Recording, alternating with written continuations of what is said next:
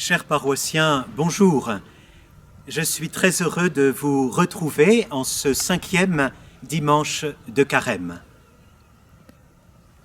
Nous savons que Jésus, pendant sa vie, a accompli beaucoup de miracles, et en particulier des guérisons. Dimanche dernier, souvenez-vous, nous avons médité la guérison de l'aveugle de naissance. Aujourd'hui, l'Église invite tous les fidèles à méditer l'évangile de la résurrection de Lazare. Je vous invite à prendre vos Bibles et vous trouverez ce récit au chapitre 11 de l'évangile selon saint Jean. Dans ce récit, qui représente certainement le plus grand de tous les miracles de Jésus, Jésus va sortir du tombeau son ami Lazare, qui est mort depuis 4 jours déjà. J'attire votre attention sur 3 points.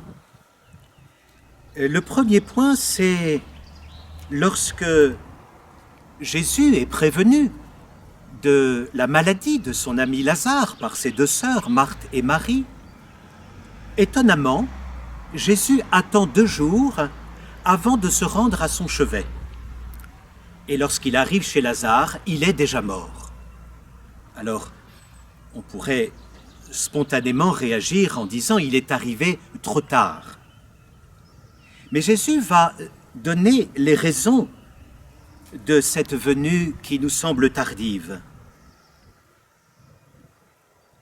Jésus dit « je me réjouis de n'avoir pas été là à cause de vous pour que vous croyiez ».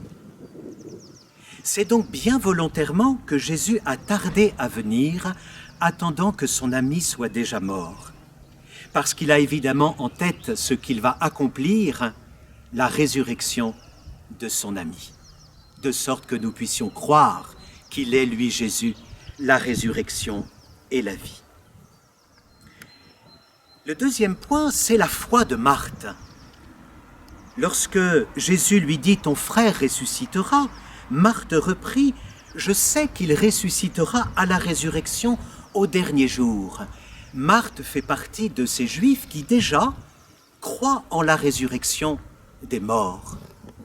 Mais voilà que Jésus l'invite à croire en une résurrection qui n'est pas simplement future, reportée au dernier jour, objet de notre espérance, mais à croire en une résurrection aujourd'hui et maintenant.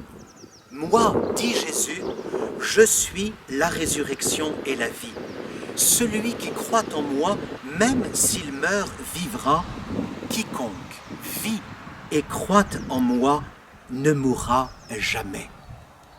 Ainsi, par ce miracle où Jésus va faire sortir de son tombeau Lazare, Jésus annonce qu'il va sortir lui-même de son propre tombeau, manifestant qu'il est tout-puissant sur la mort.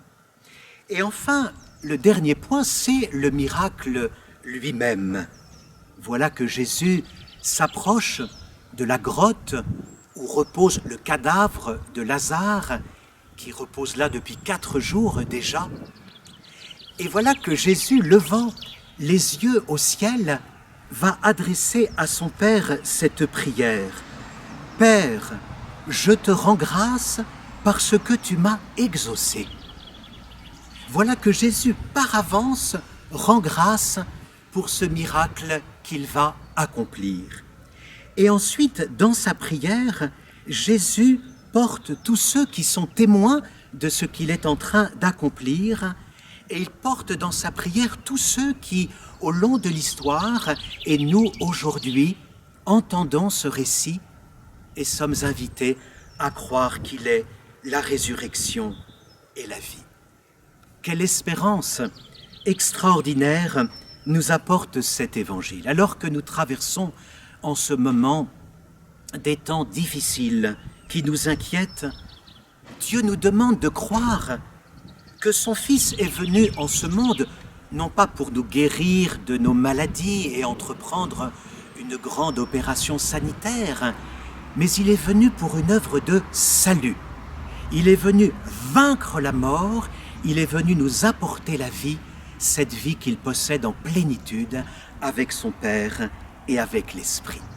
Alors qu'en ce 5e dimanche de Carême, nous puissions accueillir et voir grandir en nous ce don si précieux de la foi, grâce à laquelle nous pouvons être sauvés. Je vous souhaite à tous un bon dimanche et je demande à Dieu qu'il vous bénisse et qu'il vous garde en paix.